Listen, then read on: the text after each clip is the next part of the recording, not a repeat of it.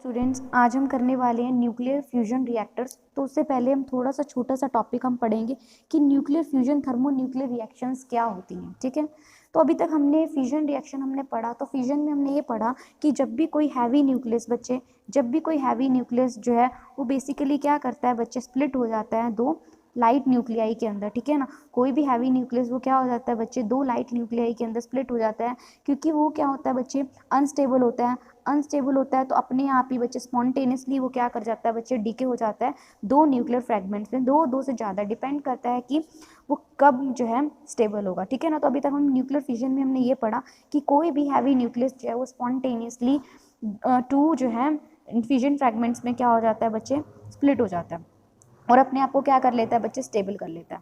तो ऐसी की सिचुएशन में तो हम कहते हैं कि इसका जो डीके हुआ था that is spontaneously decay. But क्या होता है कई बार बच्चे हम क्या करते हैं कि इसके ऊपर जो है हम न्यूट्रॉन्स का फिजन कराते हैं। ठीक है ना, तो न्यूट्रॉन्स को हम इंड्यूस करते हैं ताकि क्या हो जाए बच्चे, कोई भी हैवी न्यूक्लियस जो है वो दो जो है फिजन फ्रैगमेंट्स में जाके टूट जाए। ठीक है, तो यहाँ पे ये लिखा हुआ है कि एक हैवी न्यूक्लियस जो है या तो अपने आप दो न्यूक्लियर फ्रैगमेंट्स में टूट जाएगा या फिर क्या होगा बच्चे कि वो फिजन रिएक्शन शो करेगा।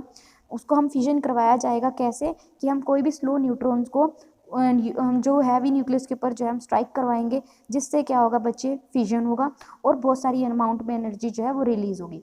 तो ये जो हमने प्रोसेस हमने पढ़ा था that is your nuclear fission process. ठीक है, न्यूक्लियर फिजन रिएक्शन इस तरह से होती हैं। पर अब जो हम पढ़ने वाले हैं that is nuclear fusion reaction. ठीक है ना, फ्यूजन प्रोसेस पढ़ेंगे that is basically reverse of nuclear fission reaction.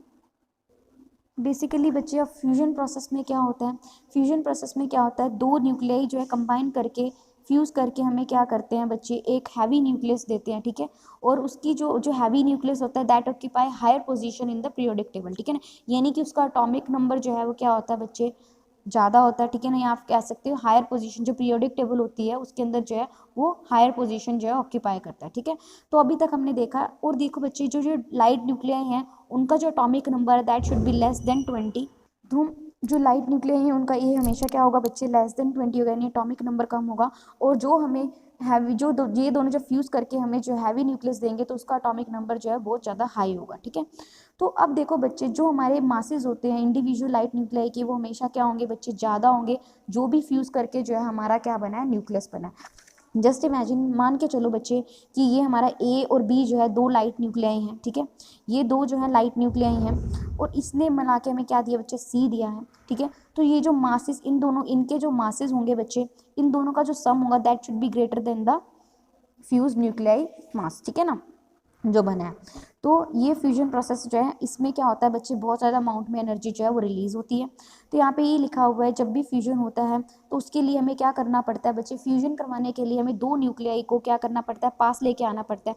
अब तुम्हें पता है बच्चे कि जो न्यूक्लियाई होते हैं वो क्या होते हैं बच्चे, उनके बीच में जो है कैसी फोर्सेस एक्ट करती हैं बच्चे, फोर्स ऑफ रिपल्शन एक्ट करती है। ठीक है ना, वो क्या करते हैं, एक दूसरे को रिपेल करते हैं। पर हमें जो है इस हद तक उसे क्लोज लेके आना पड़ता है कि वो जो हमारी रिपल्शन हो रही है वो क्या हो जाए बच्चे, उसको हम किस में कन्वर्ट कर सके, अट्रैक्टिव फोर्सेस में। ठीक है ना, तो हम क्या करते हैं, they must be brought so close together against the electrostatic repulsive forces that they come with in the range of nuclear attractive forces. तो हमें जो है बच्चे दो न्यूक्लियाई को इस हद तक पास लेके आना पड़ता है ताकि जो जो इलेक्ट्रोस्टैटिक रिपल्सिव फोर्सेस उनके बीच में एक्ट कर रही हैं।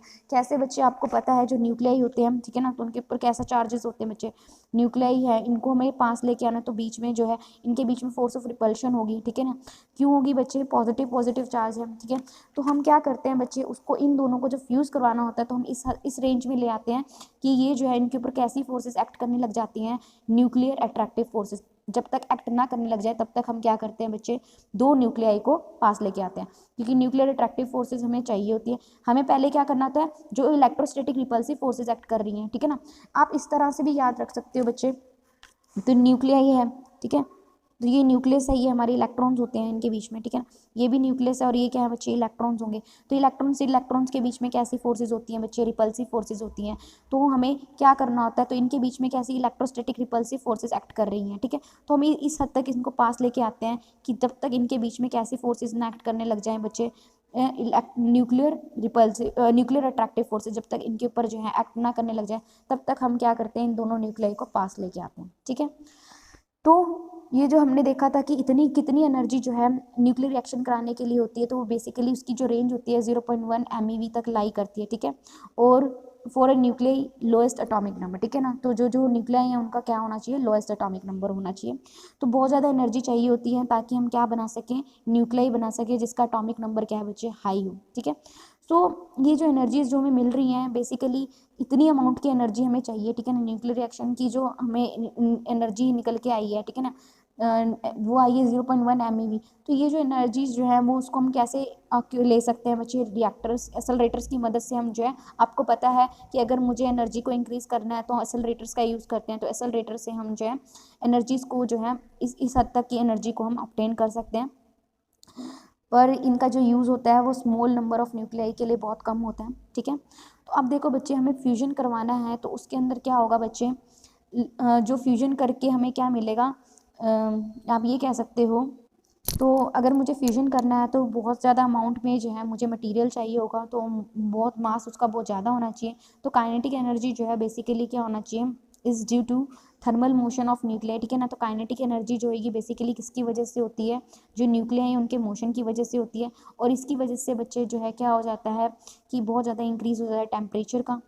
तो अगर हमें क्या करना है कि जो पार्टिकल है उसको, जो पार्टिकल आ रहा है उसकी एनर्जी मुझे बहुत ज़्यादा हाई चाहिए, कितनी हाई चाहिए बच्चे, 0.1 MeV चाहिए। और जब इतना हाई का पार्टिकल हम इम्पार्ट करते हैं, ठीक है ना, तो उस केस में जो टेम्परेचर जो है हमें चाहिए होता है, या फिर आप कह सकते हो जो टेम्परेचर इंक्रीज़ होगा ना, तो वो कितना हद तक इंक्रीज़ हो जाता है बच्चे, 10⁻⁷ तक केल्विन तक, ठीक है। तो मतलब इनडायरेक्टली मैं ये कहूँ बच्चे कि फ्यूजन करवाने के लिए जब भी हमें कोई भी लार्ज मास ऑफ मटेरियल बनता है, ठीक है ना, तो या फिर किसी लार्ज मास ऑफ मटेरियल में अगर मुझे फ्यूजन करवाना है तो उसके अंदर जो है बेसिकली क्या होता है, जो हमारे न्यूक्लियाई होते हैं वो क्या होते हैं, मोशन में होते हैं, और जिनकी वजह से क्या हो जाता है बच्चे, टेम्परेचर का इंक्रीज हो जाता है। तो जब भी हम पार्टिकल इम्पार्ट करते हैं जिनकी एनर्जी बहुत ज़्यादा हाई होती है, तो उस केस में यानी कि आप कह सकते हो, तो उस केस में हमारा जो टेम्परेचर है वो भी क्या हो जाता है, इंक्रीज़ हो जाता है। तो न्यूक्लियर फ्यूजन रिएक्शन जो है बहुत हाई टेम्परेचर पे होती है। तो बेसिकली आप इसको, आप ये नहीं कह सकते कि न्यूक्लियर फ्यूजन रिएक्टर्स को हम अभी लैब में कंटेन कर पा रहे हैं, अभी बहुत मुश्किल है, क्योंकि जो फ्यूजन रिएक्शन होती है बेसिकली ये सन्स में होती हैं, स्टार्स में होती हैं, ठीक है ना। क्योंकि उनका जो सेंट्रल कोर अगर आप देखोगे ना, जो सन का जो सेंट्रल कोर होता है ना, अंदर वाला हिस्सा बिल्कुल, तो उस केस में जो टेम्परेचर होता है that should be less than 50 × 10⁻⁶ kelvin, तो बहुत ज़्यादा है, ठीक है ना। तो फ्यूजन जो है रिएक्शंस एक फाइनाइट रेट पे ही होती हैं, ठीक है। और इसमें जो है बहुत ज़्यादा एनर्जी और कह सकते हो लाइट निकलती है, ठीक है। इतनी एनर्जी और मतलब क्या कह सकते हैं, इनफ एनर्जी जो है चाहिए होती है ताकि ये जो हीट जो है वो मेंटेन रहे, ठीक है ना। अब देखो हीट भी कितनी ज़्यादा है मेंटेन करने के लिए। तो source of stellar energy, this is not in our syllabus, ठीक है। तो अब मैं कंट्रोल फ्यूजन, अभी तक मैंने ये देखा कि बहुत ज़्यादा fusion reaction takes place at a very high temperature, ठीक है ना। तो बहुत ज़्यादा हाई टेम्परेचर पे जो है फ्यूजन रिएक्शन होती है। तो कंट्रोल फ्यूजन रिएक्शन क्या होती है बच्चे, तो हमें क्या करना पड़ता है कि जो न्यूक्लियर फ्यूजन रिएक्शन होती है उसमें मैंने आपको बताया बहुत ज़्यादा अमाउंट में जो एनर्जी निकलती है, ठीक है। तो हमें क्या करना होता है कि, तो अभी तक जो रिसर्च चल रही है, ठीक है ना, तो हमें क्या करना होता है कि जो एनर्जी रिलीज हो रही है उसको हमें कंट्रोल किया जाए, यानी कि इतने अमाउंट की जो एनर्जी रिलीज हो रही है, बहुत ज़्यादा अमाउंट की एनर्जी रिलीज है, उसको कंट्रोल किया जाए। तो ये जो रेट, जिस रेट से जो एनर्जी रिलीज हो रही है, that depend upon the density and temperature of gas, ठीक है। तो किसके ऊपर डिपेंड करती है, जो भी हमारी गैस है उसका क्या टेम्परेचर है, उसकी क्या डेंसिटी है, ठीक है। और बच्चे उसके क्रॉस सेक्शन के ऊपर डिपेंड करती है। तो इन सभी को ही देखते हुए हम क्या करते हैं, बहुत सारे मटीरियल्स हमारे अर्थ के अंदर अवेलेबल हैं कि जो क्या, जहाँ पे क्या होता है, तो बहुत सारी मटेरियल्स हमारे अर्थ के अंदर अवेलेबल हैं जिससे हम क्या करते हैं बच्चे, तो इससे क्या होता है बच्चे, it is certain that the reactions involving the lightest and the most abundant nucleus are extremely low slow. तो यहाँ पे ये कह रहे हैं जो रिएक्शंस होती हैं जिसमें हम बहुत ही लाइटेस्ट, या कह सकते हैं जो भी हमारा मोस्ट अबंडेंट न्यूक्लियस जो हमें अवेलेबल है, तो वो जो है बहुत स्लो होती हैं उसकी रिएक्शंस, ठीक है ना। तो कुछ ऐसी ही न्यूक्लियर रिएक्शंस होती हैं जो बहुत फास्ट होती हैं, और उनको वो डिपेंड करती हैं कि उनका कौन सा मटेरियल था। ड्यूट्रॉन के केस में जो है reaction that is very fast, ठीक है ना। न्यूक्लियर रिएक्शन, थर्मोन्यूक्लियर रिएक्शन बहुत फास्ट होती हैं, ठीक है। तो यहाँ पे बच्चे कमर्शियल सेपरेशन ऑफ ड्यूट्रॉन बता रखा है। तो यहाँ पे देखो बच्चे 2H जो है और 2H यानी कि ड्यूट्रॉन ड्यूट्रॉन कंबाइन होकर ट्रिटियम देते हैं, प्लस एक हमारे पास प्रोटॉन निकलता है, प्लस हमें क्या मिलता है 4 MeV, ठीक है। ऐसे ड्यूट्रॉन ड्यूट्रॉन जो है मिलके हम बच्चे हीलियम भी दे सकते हैं, ठीक है, हीलियम का आइसोटॉप हमें दे सकते हैं, प्लस न्यूट्रॉन, इतनी एनर्जी रिलीज हो रही है। ऐसे ड्यूट्रॉन ड्यूट्रॉन मिलके हमें जो है कम पूरा हीलियम दे रहे हैं, और उस केस में जो है हमारे पास क्या मिल रहा है बच्चे 17.6। तो ये जो है दिस इज जो DD रिएक्शन, क्योंकि इसमें ड्यूट्रॉन ड्यूट्रॉन कंबाइन हो रहे हैं, दिस इज जो DT reaction, deuterium and tritium combine हो रहे हैं, ठीक है ना। तो इस तरह से बच्चे हमने ये देखा कि जो रिएक्शंस हो रही हैं इसमें क्या होता है बच्चे 6 ड्यूट्रॉन न्यूक्लियाई जो है, और क्या हो रहा है फॉर्मेशन हो रहा है बच्चे 2 हीलियम न्यूक्लियाई का, और किसका 2 न्यूट्रॉन का और 2 प्रोटॉन का, ठीक है। तो इनके अंदर जो नेट रिजल्ट अगर मैं देखूँ इन सबसे मुझे क्या मिलता है कि 6 हमारे पास क्या है 1 2 3 4 5 6 तो हमारे ड्यूट्रॉन न्यूक्लियाई हैं, और उससे हमें क्या मिल रहा है बच्चे 2 हीलियम न्यूक्लियाई मिल रहे हैं, और क्या मिल रहे हैं 2 न्यूट्रॉन्स मिल रहे हैं, और क्या मिल रहे हैं बच्चे 2 प्रोटॉन्स हमें मिल रहे हैं, ठीक है ना। तो जो DT रिएक्शन है वो क्या है बच्चे दोनों ही पॉसिबल वे में हो सकती हैं, यानी कि इस ये जो है ड्यूट्रॉन ड्यूट्रॉन मिलके ट्रिटियम भी बना सकता है, ड्यूट्रॉन ड्यूट्रॉन मिलके हीलियम का आइसोटॉप भी बना सकता है, ठीक है ना। तो ये भी बना सकता है। तो अगर मान लो DD रिएक्शन जो है उसको अगर हम किसी चैम्बर में लेते हैं, तो if the product remains in the chamber the deuteron can react up with tritium. तो मतलब यही कह रहा है कि मान लो हमने DD रिएक्शन करा रही है, ठीक है, तो DD रिएक्शन किसी चैम्बर में हो रहा है, और चैम्बर जो है प्रोडक्ट भी अगर चैम्बर के अंदर ही है, ठीक है, जो बन रहा है ना वो भी कहाँ है चैम्बर के अंदर ही है, ठीक है। तो उसमें क्या होता है कई बार क्या होता है बच्चे ये जो ड्यूट्रियम होता है ना वो क्या करता है, ये भी चैम्बर में है, ये जो DD रिएक्शन किसी चैम्बर में है, प्रोडक्ट भी चैम्बर में है, तो कई बार क्या होता है ये जो चैम्बर में जो ट्रिटियम बना है ये क्या करता है बच्चे ड्यूट्रॉन के साथ कंबाइन हो जाता है, ठीक है ना। तो यहाँ पे हमारे पास क्या आ जाएगा, यहाँ पे ये देखो बच्चे इन्होंने ड्यूट्रॉन जो है ना कई बार क्या हो जाता है बच्चे ट्रिटियम के साथ कंबाइन हो जाता है, जब ट्रिटियम के साथ कंबाइन होगा तो हमें दोबारा से अल्फा पार्टिकल और न्यूट्रॉन निकलेगा उस केस में, ठीक है ना। तो यहाँ पे ये कह रखा है कि कई बार ड्यूट्रॉन जो है वो क्या करता है ट्रिटियम के साथ कंबाइन होके, देखो यहाँ पे तो हमें क्या देता है बच्चे अल्फा पार्टिकल देता है प्लस न्यूट्रॉन देता है, ठीक है।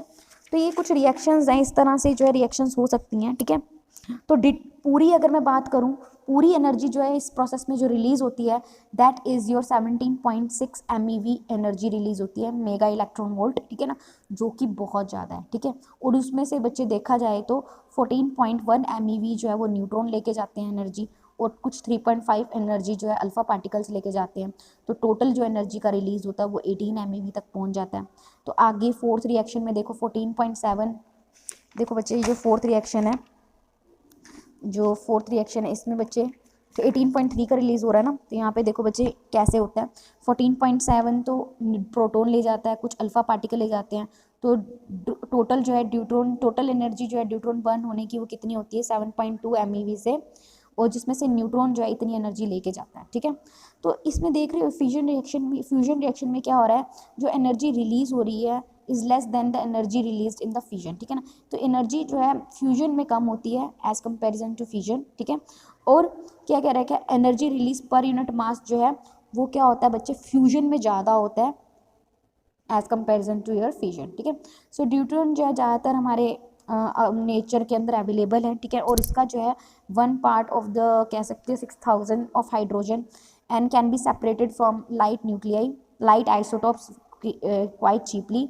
तो यहाँ पे एक चीज़ बता रखी है बच्चे की जो ड्यूट्रॉन है उसका जो एनर्जी कंटेंट अगर मैं कैलकुलेट करूँ, ठीक है ना, तो अगर मुझे मान लो कि 1 गैलन ऑफ वाटर मुझे क्या करना है बच्चे, मान लो कि जो एनर्जी कंटेंट अगर मुझे ड्यूट्रॉन का निकालना है इन 1 गैलन ऑफ वाटर, तो क्या होगा बच्चे, तो उस केस में अगर मुझे रिएक्टर को बर्न करने के लिए जो फ्यूल चाहिए होगा वो कितने होगा, जैसे कि हम ये कह सकते हैं 300 गैलन्स ऑफ गैसोलीन, ठीक है ना, जो कि बहुत ज़्यादा है। So total amount of water जो है इन द ओशंस वो इतने होता है, इतने इससे ज़्यादा होता है। तो एनर्जी कंटेंट जो है could be the supply the words power requirement for several million years, ठीक है ना। तो दैट इज़ इम्पॉर्टेंट। ओके, जो मेन हमारा टॉपिक था हम वही करेंगे आज, that is nuclear fusion reaction, जो तुम्हारे पेपर पॉइंट ऑफ व्यू से बहुत इंपॉर्टेंट है। तो वो उसके लिए नेक्स्ट वीडियो आपको देखनी है आज की आज ही, ठीक है। तो अभी वही डिस्कस करते हैं।